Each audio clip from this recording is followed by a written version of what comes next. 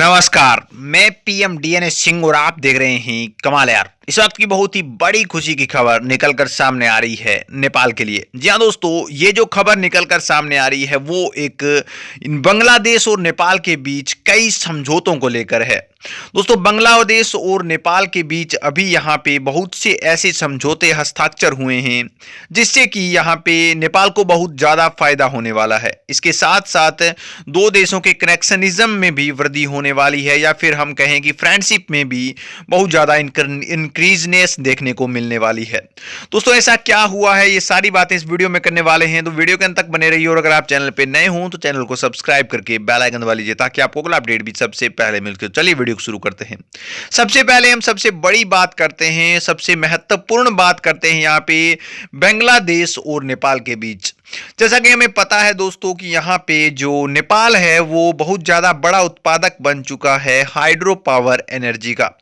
और इसके साथ साथ यहाँ पे जो नेपाल है वो एक्सपोर्ट करता है हाइड्रो पावर एनर्जी को, जिसमें भारत भी शामिल है। और अभी यहाँ पे नेपाल भी जल्द से जल्द इसको इंपोर्ट करना चाहेगा।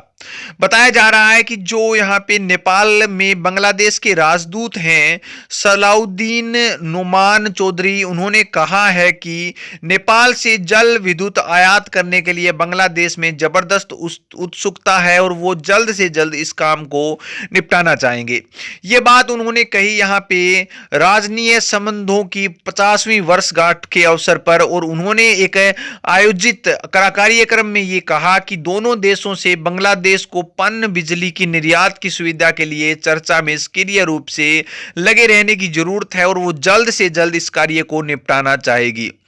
इसके साथ साथ दोस्तों, ये तो एक बात हो गई, या फिर हम कहें कि एक जो मिशन है वो हो गया जिसके जरिए नेपाल से बांग्लादेश है वो बिजली लेगा, जिसके यहाँ पे प्रॉफिट है तो वो नेपाल को भी है, और इसके साथ साथ वो अपनी यूजेज के लिए बिजली लेगा तो वो कहीं ना कहीं नेपाल के साथ साथ बांग्लादेश को भी प्रॉफिटेबल चीज है, इसलिए वो ले रहा है।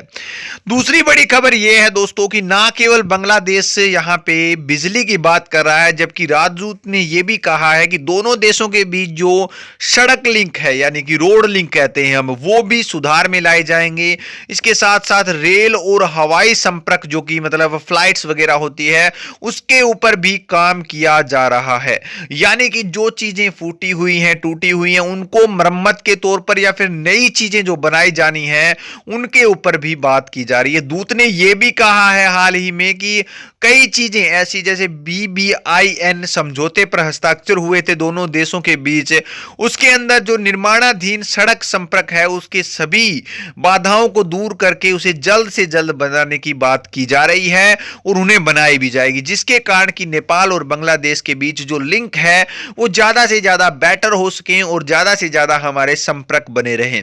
इसके साथ साथ उन्होंने ये भी कहा है कि ना केवल स्थल पर हम यहाँ पे लिंक बनाना चाहेंगे, जबकि हम हवाई यात्रा के जरिए भी अपने लिंक को बढ़ाना चाहेंगे और हवाई अड्डों को जोड़ने के लिए यहाँ पे मौजूदा हवाई सेवाएं होते हैं उनको अपग्रेड करने की सिस्टम प्रक्रिया शुरू करेंगे, जिसके कारण कि हमारा दोनों देशों के बीच व्यापार में वृद्धि हो सके, पर्यटन की सुविधा में वृद्धि हो सके और हमारा जो रिलेशन है वो भी अच्छा हो सके। दूत ने यहां तक कह दिया कि दोनों संस्था संबंधों को मजबूत करने के लिए हमें व्यापार को तो वृद्धि देनी ही पड़ेगी और इसके साथ साथ हमें उच्च स्तरीय यहाँ पे जुड़ाव की भी उम्मीद करनी पड़ेगी, जो कि तभी पॉसिबल है जब हमारे दोनों देशों के बीच के रेल मार्ग, सड़क मार्ग और हवाई मार्ग अच्छे से वर्क करें और अच्छे से उनको सुविधाएं प्रदान करी जाए। तो दोस्तों, यहाँ पे ये जो खबर निकल के सामने आई है वो कहीं ना कहीं बहुत बड़ी बात बन जाती है नेपाल के लिए, क्योंकि नेपाल के लिए फायदा होने वाला है। एक तो उनका इंपोर्ट